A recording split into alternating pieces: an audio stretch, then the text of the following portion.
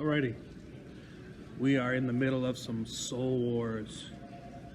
Instead of Star Wars, Soul Wars. Pretty cool shirt, huh?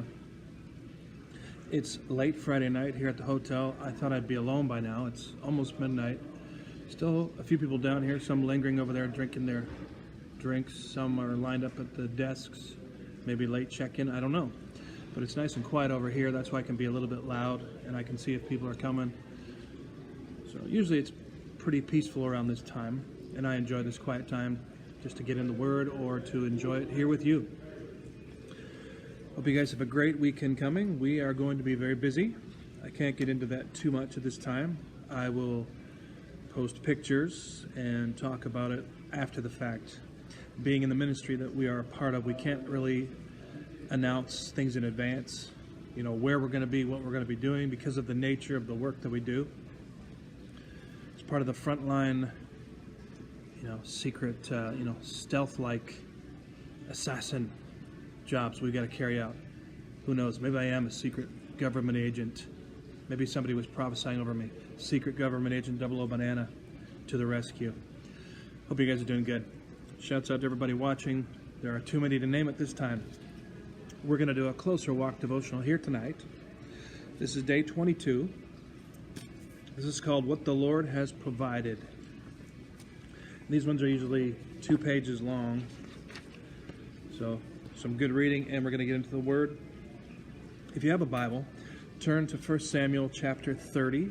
I thought we'd read from verse 21 to the end of the chapter, and then we'll get into what this has to say. I have a modern English Bible. There it is right there. You guys know that if you've been following my videos. For those of you who are new, if you ever see these videos on Facebook or YouTube, please comment. Leave a comment. Just leave some feedback. Hey, love the video. Hey, video was okay. Hey, the video was terrible. Fine, whatever. Just comment. I like the feedback. I like to see who's watching. There's a lot of people who follow me on Facebook, who pray for me, who watch videos, who don't say anything. Sometimes not until years later. But it's always good to know who's out there and where you're from and where you're watching from. Okay, 1 Samuel chapter 30. Starting at verse 21, this is talking about David. It says, Then David came to the 200 men who were too exhausted to follow David, whom they left at the brook Besser.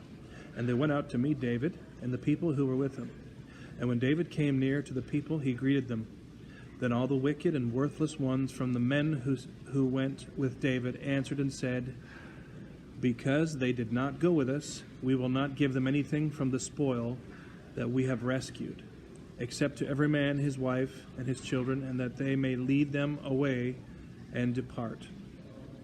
Then David said, You will not do so, my brothers, with what the Lord has given us, for he has preserved us, and has delivered into our hand the raiding party that came against us.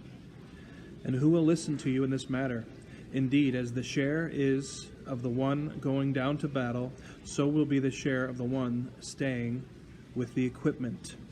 And there was a message by, I don't know if it was a pastor or a preacher one time, he called it, it could have been David Wilkerson, if I'm not mistaken. It was called, Staying with the Stuff, something like that. And I believe it's related to this. They will share equally. So it was from that day forward that he set it as a statute and an ordinance for Israel to this day. When David came to Ziklag, he sent part of the spoil to his friends and elders of Judah, saying, Here is a gift to you from the spoil of the enemies of the Lord, to those who were in Bethel, in Ramoth of the Negev, and in Jatir, to those who were in Aror, Sipmoth, Eshtemoa, and in Rakel, to those who were in the cities of the Jerahmeelites. I didn't know I'd be getting pronunciation practice tonight. And the Kenites, to those who were in Hormah, Borashan, Athak, and in Hebron, and to those who were in all the other places where David and his men had roamed.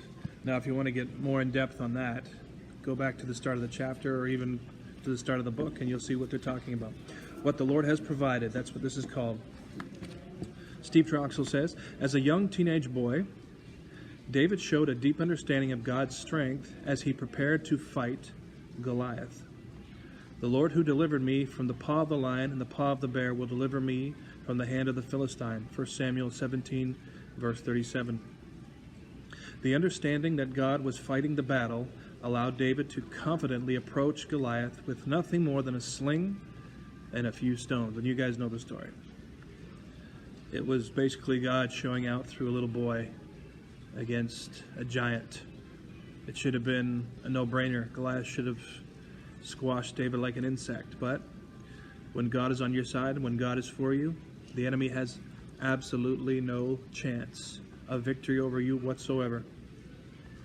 After many years of being pursued by King Saul, David demonstrated his belief that every victory he had enjoyed came as a direct result of God's hand.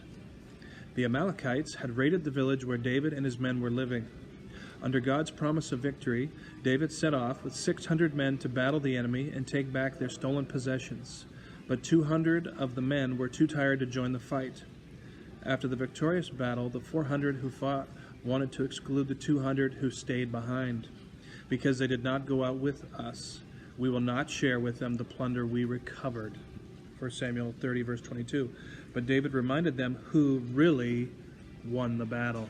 See, they just had to show up and represent God, and they were worthy of the spoils as well. In 1 Samuel 30, verse 23, it says, "No, my brothers, you must not do that with what the Lord has given us. He has protected us and handed over to us the forces that came against us." David understood it wouldn't have mattered whether 400 or 40 or even 4 had gone into battle. It wouldn't have mattered whether the men were skilled or unskilled. The battle would have been won. The battle was won because of God's promise and his provision, not because of the men's ability. As we see the battle approaching, we must draw even closer to our Heavenly Father. He has given us abilities which we must use, but then we must place all our trust in him for the results. If the battle appears to be a failure, we must trust that God is in control and working toward his good and perfect plan. That's a good reminder for us all. When God is in control, there are no failures as viewed through his eyes. And if the battle appears to be victorious, we must not allow our pride to take credit for the work God has done. For this always results in failure, regardless of our view. God owns all and provides all. He owns our possessions, our relationships, and our ministries. He owns our abilities as well as our lack, our successes as well as our failures. As we come through our next battle, and we will, in fact, even in the midst of the battle, let's return the ownership and give him all the glory. We must never attempt to control or hold tight to that which the Lord has provided. So in a nutshell, it's a good reminder to us all that everything belongs to God. Don't forget the story of Gideon, how God whittled down a huge army down to 300, because if there were too many men, then everybody would have said, well, it was just the number of men you had that won the battle. But when God gave them almost impossible odds and got the victory, it was God who got the glory, not man. And that's the problem with many ministries today. People are building platforms, they're building altars to themselves. They're using Jesus for their gimmick. They say they're Christians, they're preaching the word, and a lot of them are anointed of God.